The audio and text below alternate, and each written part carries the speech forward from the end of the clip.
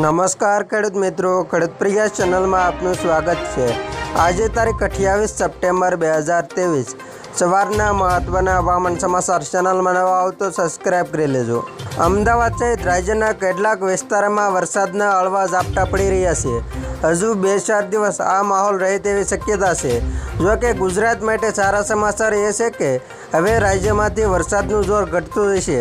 દક્ષિણ પશ્ચિમ રાજસ્થાનથી વરસાદના વિદાયની શરૂઆત થઈ ચૂકી હોય રાજ્યમાં વરસાદ ઓછો થવાની શક્યતા છે તેમ સ્થાનિક હવામાન વિભાગ જણાવે છે।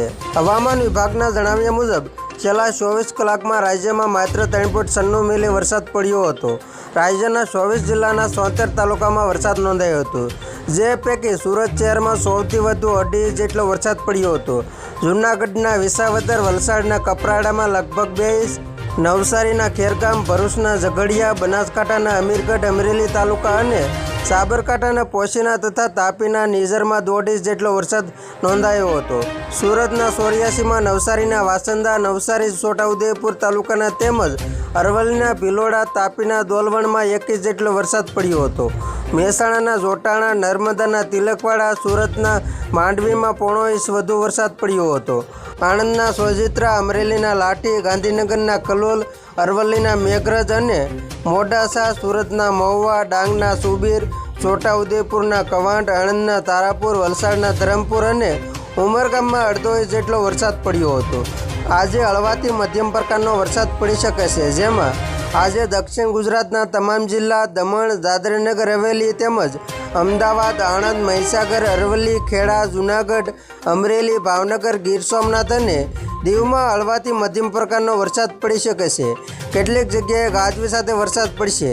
આવતીકાલે સુરત, ડાંગ, તાપી, નવસારી, વલસાડ, દમણ, દાદરાનગર હવેલી, જૂનાગઢ, અમરેલી, ભાવનગર, ગીર સોમનાથ અને દીવમાં હળવો વરસાદ પડવાની સંભાવના છે। 30 સપ્ટેમ્બરે ડાંગ, નવસારી, વલસાડ, દમણ, દાદરાનગર હવેલીમાં છૂટાછવાયા વિસ્તારોમાં હળવો વરસાદ પડશે। રાજ્યના અન્ય વિસ્તારોમાં હવામાન સૂકું રહેશે। તારીખ 1 અને 2 ઓક્ટોબરે રાજ્યમાં ક્યાંય પણ હળવો કે મધ્યમ પ્રકારનો વરસાદ પડવાની આગાહી હવામાન વિભાગ દ્વારા કરવામાં આવી નથી। બીજી તરફ કેટલાક હવામાન નિષ્ણાતો જણાવે છે કે ચોમાસાના વિદાયની પ્રક્રિયા હવે શરૂ થશે। જોકે ચોમાસું વિદાય લેવા છતાં પણ છૂટો છવાયો વરસાદ રાજ્યમાં વરસી શકે છે, કેમ કે અરબી સમુદ્રમાં આજથી સિસ્ટમ સક્રિય થશે, જેના કારણે રાજ્યમાં વરસાદી માહોલ રહી શકે છે। દક્ષિણ ગુજરાતના કેટલાક ભાગો અને સૌરાષ્ટ્રના દરિયાઈ વિસ્તારોમાં પણ સમયગાળા દરમિયાન વરસાદ પડવાની વકી છે। બીજી તરફ ગરમીનું જોર વધશે અને ઓક્ટોબરમાં લોકોને વાવાઝોડા માટે તૈયાર રહેવું પડશે। તો ખેડૂત મિત્રો, આ હતા સવારના મહત્વના હવામાન સમાચાર। ફરી વખત મળીશું નવી અપડેટ સાથે। ત્યાં સુધી જોતા રહેજો ખેડૂત પાર્યસ યુટ્યુબ ચેનલ।